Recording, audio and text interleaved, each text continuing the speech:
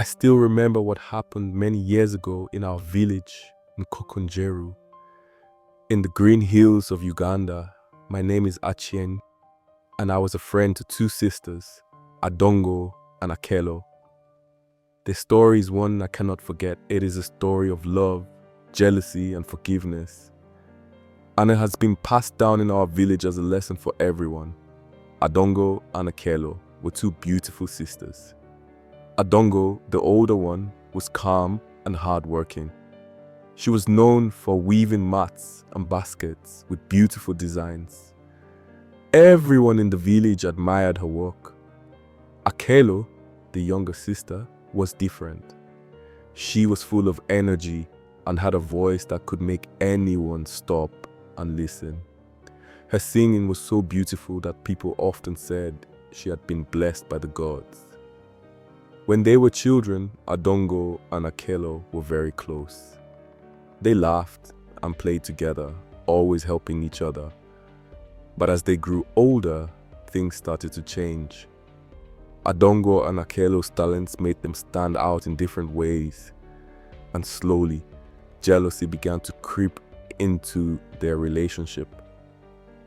The trouble began when a man named Mwesigwa came to the village. Mwesigwa was a trader who traveled from the big city of Kampala to small villages like ours, buying crafts and other goods. One day, he heard Akello singing while she was fetching water from the river. Her voice caught his attention, and he couldn't stop listening. "Your voice is a gift," Mwesigwa told Akello. "You could become famous if you came to Kampala to sing at festivals and events." The village elders talked about it, and most of them agreed that it was a great opportunity. Akello was excited, and soon she began traveling to Kampala with Mwesigwa. She sang at big events, and her fame started to grow. When she returned to the village, she brought beautiful gifts, dresses, jewelry, and even small radios, which amazed everyone. But not everyone was happy. Adongo felt left out. She had always been praised for her weaving, but now people talked only about Akello's singing. Adongo began to feel invisible, and a deep jealousy took root in her heart. Adongo started to change. She no longer smiled or laughed with Akello. When Akello tried to talk to her, Adongo would give short, cold answers. Instead of spending time with her sister, she focused on her weaving, working harder than ever before. One day, Akello returned from Kampala with stories about the big city and the people she had met. She wanted to share her excitement with her sister, but Adongo snapped. "Do you think you are better than us now? Don't forget where you come from." Akello was shocked. "Sister, why are you saying this? I have done nothing wrong." Their argument grew louder, and soon the whole village knew about it.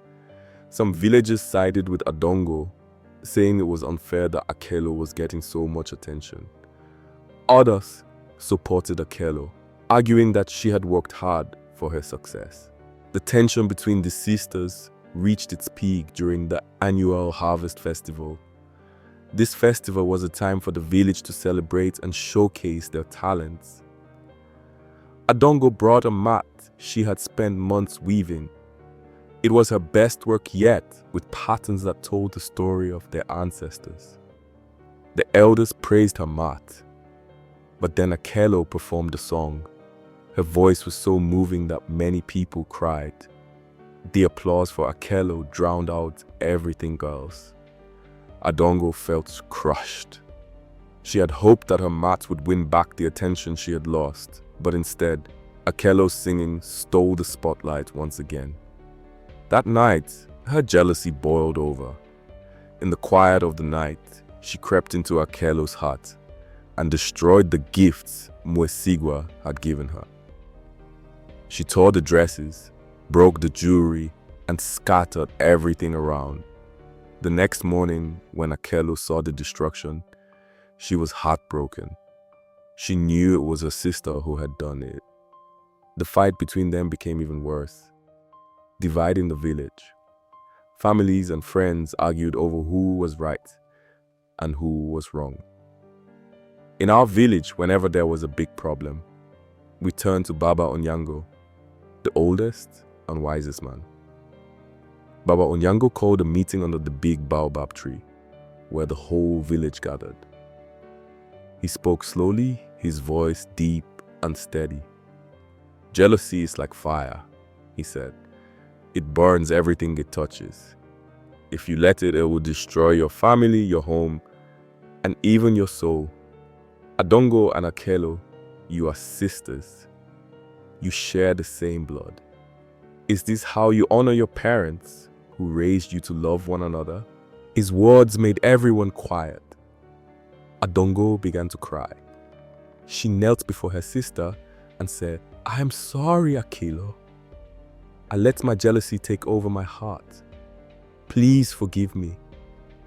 Akello was still hurt, but she could see how much her sister regretted her actions. She helped Adongo to her feet and said, "You are my sister, and I will always love you. I forgive you." The two sisters embraced, their tears flowing freely. The villagers clapped, happy to see the sisters making peace. The path to healing was not easy, but Adongo and Akello worked hard to rebuild their relationship. Akello made sure to come back to the village often, not just to sing, but to spend time with her sister. She'd even started telling people about Adongo's beautiful mats and baskets, which helped Adongo sell her crafts in Kampala. Adongo, in turn, began to celebrate Akello's success instead of feeling jealous. She realized that her sister's achievements didn't take anything away from her own talents. The story became a lesson for the entire village. People began to understand that jealousy only brings pain, and that forgiveness can heal even the deepest wounds. Today, whenever we gather around the fire, we tell the story of Adongo and Akello. It reminds us that love and forgiveness are stronger than jealousy and anger. The baobab tree still stands in the center of Nkokonjeru, and under its shade, we teach our children the lessons we learned from the two sisters. So if you ever visit our village, you may hear someone humming one of Akello's songs, or see one of Adongo's mats hanging in her home. Their legacy lives on, not just in their talents, but in the story of how they overcame their differences and found peace.